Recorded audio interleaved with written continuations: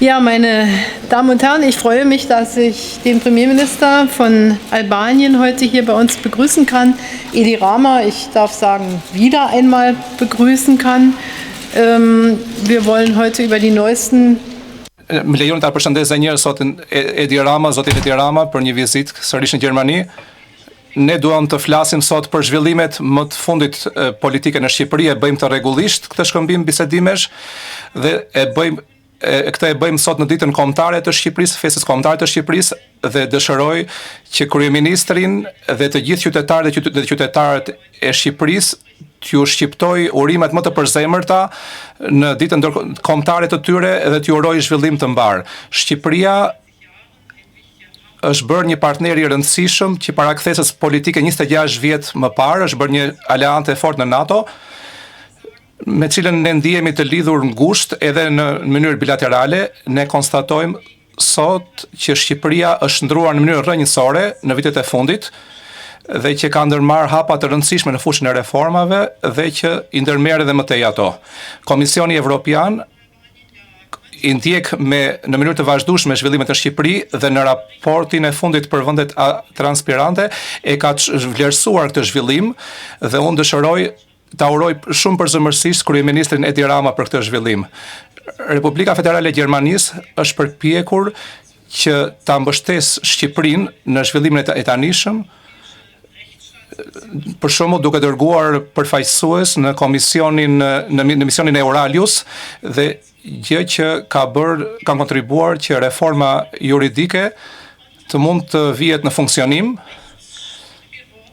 dhe që të kthehet në të drejtë, si thua. Dhe tani është e rëndësishme që kjo rrugë e nisur të vazhdoj. Komisioni Evropian ka përmendur 5 prioritete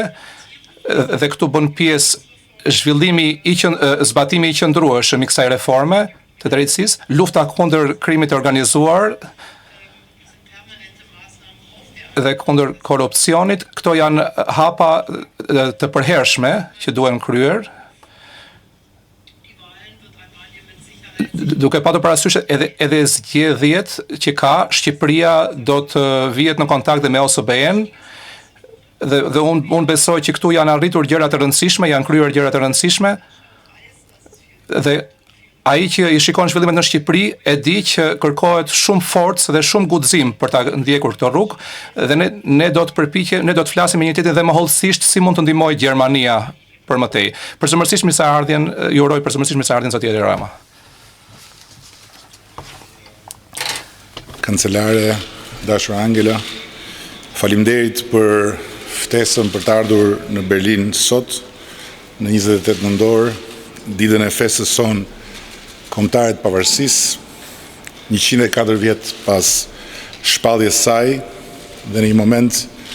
kaq të rëndësishëm për Shqipërinë në rrugtimin drejt integrimit të plot në Bashkimin Evropian. Faleminderit po ashtu për faktin se me gjithë angazhimet e jashtëzakonshme që ju keni gjetur përsëri kohën që të takohemi zyrtarisht për tretën herë në arkun e 3 viteve. Shqiptarët, jo vetëm në Shqipëri, po edhe në Kosovë dhe kudo ku jetojnë në rajonin tonë, ju janë thellësisht mirënjohës për mbështetjen e fuqishme që Gjermania dhe ju personalisht i keni dhënë krijimit të kushteve për t'i dhënë paqes në Ballkan një cilësi të re bashkëpunimi rajonal. Procesi i Berlinit është kthyer në një hapësirë të re, komunikimi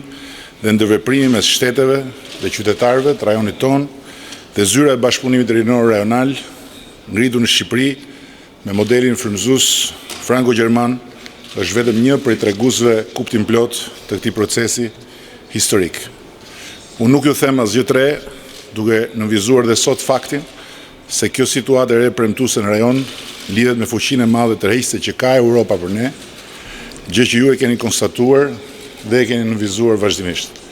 Por po ashtu duhet të nënvizoj se në këtë situatë shumë pozitive për rajonin tonë, as ne dhe as miqt dhe partnerët evropian nuk duhet ta marrin të mirëqen një herë e përgjithmonë atë që kemi arritur, sepse në hapësirën tonë rajonale veprojnë dhe aktorë tretë, të cilët synojnë të të shfrytëzojnë çdo lëkundje, çdo paqartësi apo vakum që mund të krijohet në marrëdhënien tonë me Bashkimin Evropian. Procesi i integrimit evropian për ne, për popujt e rajonit tonë, cilët janë tërësisht evropian, edhe pse shtetet tona nuk janë ende anëtarë të Bashkimit Evropian, duhet të jetë një proces sa më i ndershëm dhe sa më i parashikueshëm. Dhe Shqipëria dhe shqiptarët nuk kërkojnë asgjë të pamerituar në rrugën drejt anëtarësimit në BE. Ne nuk kemi hyrë në këtë rrugë sepse na e ka imponuar Brukseli, Berlini apo Parisi, po sepse na e kanë diktuar etrit themelus që e krijuan shtetin shqiptar në 104 vjet më parë, si shprehje një vullneti të hershëm për të ndarë nga lindja dhe për të bashkuar me Perëndimin. Ashtu siç na e ka diktuar dhe na dikton çdo ditë interesi i gjeneratave pasardhëse për të jetuar në një shtet demokratik që garanton liritë dhe drejtat e çdo qytetari. Prandaj ne nuk i kemi parë asnjëherë detyrat tona të shtëpisë në rrugën e integrimit evropian si një barr që na kanë ngarkuar të huajt, po vetëm si një borxh që ja kemi fëmijëve tanë. Me këtë vetdije ne kemi kryer gjatë këtyre 3 vjeteve reforma të thella modernizuese dhe me mbështetjen e pakurrësyer të miqve dhe partnerëve tanë evropian, në radh parë të Gjermanisë dhe tuajin personalisht, ne kemi kaluar këtë vit një reformë madhore kushtetuese të drejtësisë. Marrja e statusit të vendit kandidat 2 vjet e gjysmë parë na shërbeu si një motivim i veçantë për kryen e kësaj reforme, e cila me plot drejt konsiderohet kyçe për çeljen e negociatave për anëtarësi. Dhe faktikisht unë sot jam shumë krenar që pasi u takuam më parë në Berlin dhe ju ma bët shumë të qartë që për të bërë një vend antar i Bashkimit Evropian ne kemi gjithë mbështetjen tuaj, po na duhet me patjetër reforma drejtësi. Sot ne kemi në kartën tonë kushtetuese të kryer këtë detyrë. Po është vetëm një detyrë e kryer në letër, sepse tani është koha për ta implementuar. Dhe jemi shumë mirë kuptues, Shqipëria e mirë kupton dhe mbështet kushtin e Komisionit Evropian që shoqëron rekomandimin pozitiv për çeljen e negociatave që të fillojmë zbatimin e ligjit vettingut për gjykatësit dhe për prokurorët. Ashtu si kundër, as nuk e vënë diskutim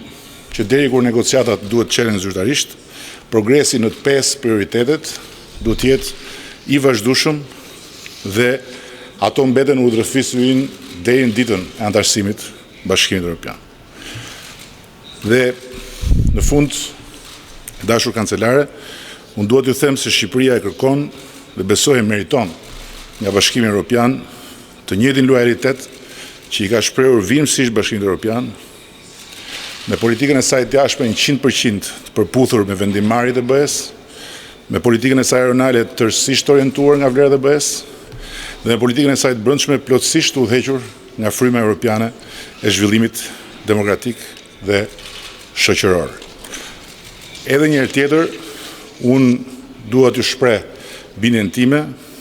se po aq sa Shqipëria dhe rajoni ynë sot ka nevojë për Bashkimin Evropian, po aq dhe Bashkimi Evropian ka nevojë për Shqipërinë dhe rajonin. Dhe ju siguroj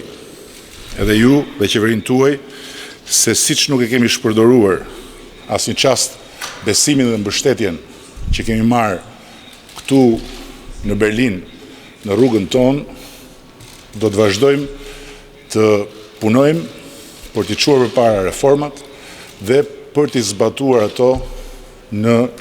realitetin e përditshëm të Shqipërisë në mënyrë që më shpejt se vonë të jemi të gatshëm që të bëjmë pjesë e Bashkimit Evropian. Me mirënjohje për ju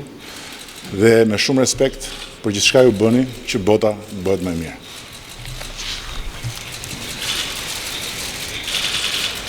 Dankeschön.